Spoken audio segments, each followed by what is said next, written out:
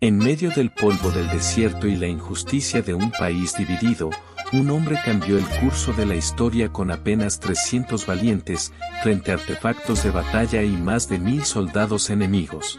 Pancho Villa se levantó no solo como guerrero, sino como símbolo de un pueblo que se niega a rendirse. Esta es la historia de la batalla de Casablanca, el día en que lo imposible fue vencido por la dignidad. Dicen que hay batallas que no se ganan con balas, sino con coraje, estrategia y algo más poderoso que todo eso, la fe del pueblo.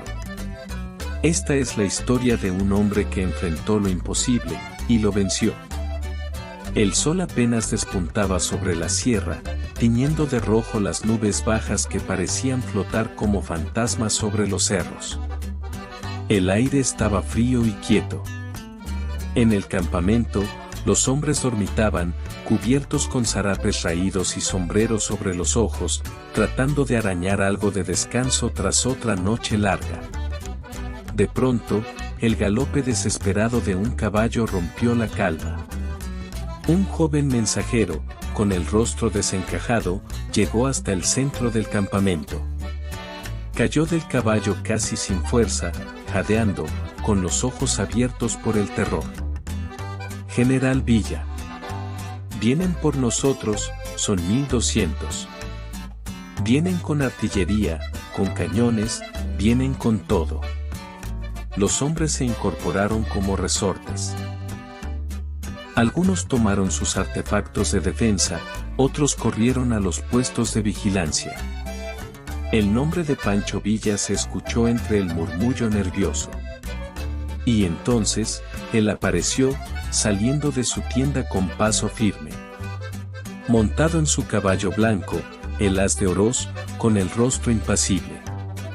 Entonces vamos a recibirlos como hombres, no como cobardes, dijo con voz grave. El silencio fue inmediato. Las palabras cayeron como una orden sagrada. Nadie dudó. Algunos se miraron entre ellos, buscando consuelo en las miradas endurecidas de sus compañeros. Sabían lo que significaba, una batalla imposible. Muchos de los que estaban con Villa no eran soldados entrenados. Eran campesinos que habían perdido sus tierras, obreros despedidos de las fábricas, jornaleros que habían vivido la injusticia por generaciones. Algunos eran casi niños, otros, ancianos con manos callosas. Pero todos compartían algo, creían en él. Villa no era un hombre de discursos largos. No necesitaba convencer con palabras, porque su vida era el ejemplo. Había compartido el hambre, la huida, la rabia. Había llorado junto a ellos por los hijos muertos y los sueños aplastados. Esa mañana, subió a las de Oroz y se dirigió a sus tropas con una voz que retumbó entre los cerros. Nos quieren borrar del mapa, pero no saben que el pueblo no se borra, se levanta. El eco respondió como un rugido ancestral. Algunos lloraron. Otros apretaron el puño. Todos, sin decirlo, estaban listos para morir por esa causa.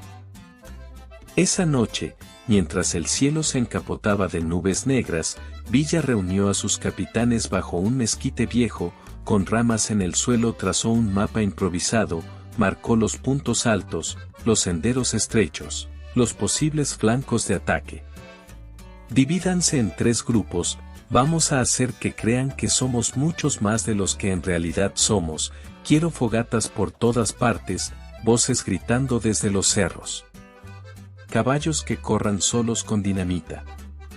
Y artefactos falsos escondidos con sombreros, vamos a convertirnos en espectros.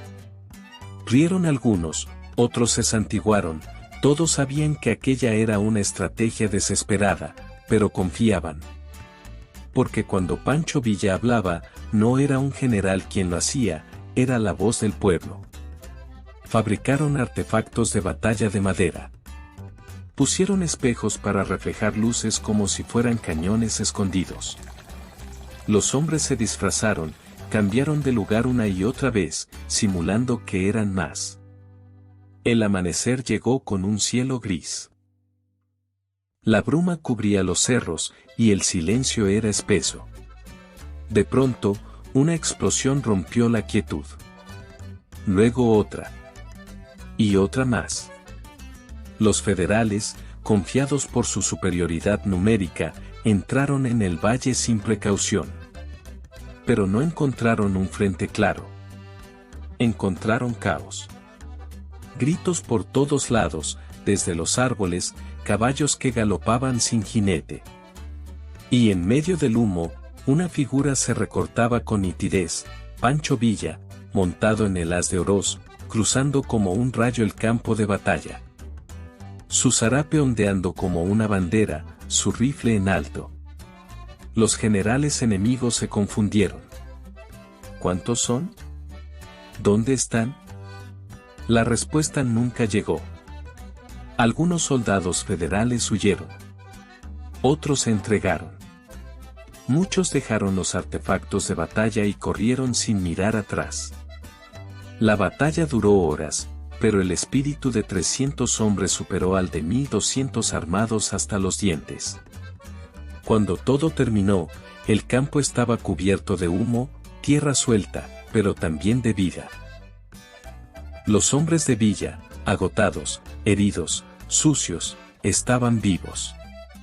Nadie celebró con gritos, solo con ese silencio que nace cuando se ha tocado el alma de la historia.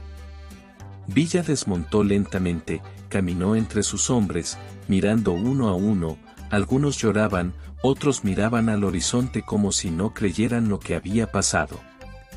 Uno de sus capitanes se acercó y le dijo: «Nos creyeron locos, mi general». Villa, con los ojos clavados en la distancia, respondió: «No éramos locos. Solo éramos libres». La batalla se convirtió en leyenda, pero sus consecuencias fueron reales. Los pueblos cercanos hablaron de aquel día como si fuera un milagro.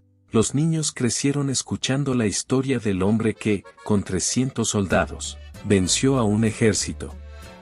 Los enemigos empezaron a temerle más por su mente que por sus artefactos de batalla. La revolución no ganó en ese momento, pero sí ganó algo, el corazón del pueblo. Villa no buscaba templos, ni estatuas, solo justicia, y cada batalla que libraba, era una carta abierta al futuro, una advertencia a los poderosos. El pueblo, cuando se levanta, no hay cañón que lo detenga. Hoy, en las tierras del norte, aún se cuentan historias sobre aquella batalla. Algunos juran que vieron a las de Oroz cruzar el cielo como un cometa, otros dicen que el eco de Villa aún se escucha en las montañas. Pero más allá de los mitos, queda algo más profundo, la prueba de que cuando el pueblo cree, cuando el pueblo lucha, cuando el pueblo se une, nada es imposible.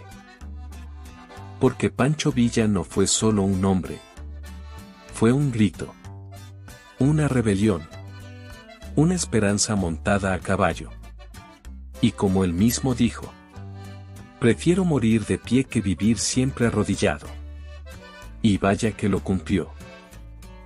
Dicen que en la historia de los pueblos hay batallas que se gritan y otras que se susurran. La batalla de Casablanca no fue la más grande, ni la más famosa. Pero fue una de esas donde el alma de la revolución quedó expuesta al polvo, al fuego y a la esperanza. Ahí, entre cerros secos y caminos olvidados, Pancho Villa y sus hombres demostraron que la fuerza no siempre está en el número, sino en la convicción. Eran menos, sí. Mal armados, sí. Pero tenían algo que el enemigo nunca pudo entender, la dignidad del que ya no teme perder porque todo se lo han quitado. En Casablanca no solo se peleó por una posición estratégica. Se peleó por el derecho a existir.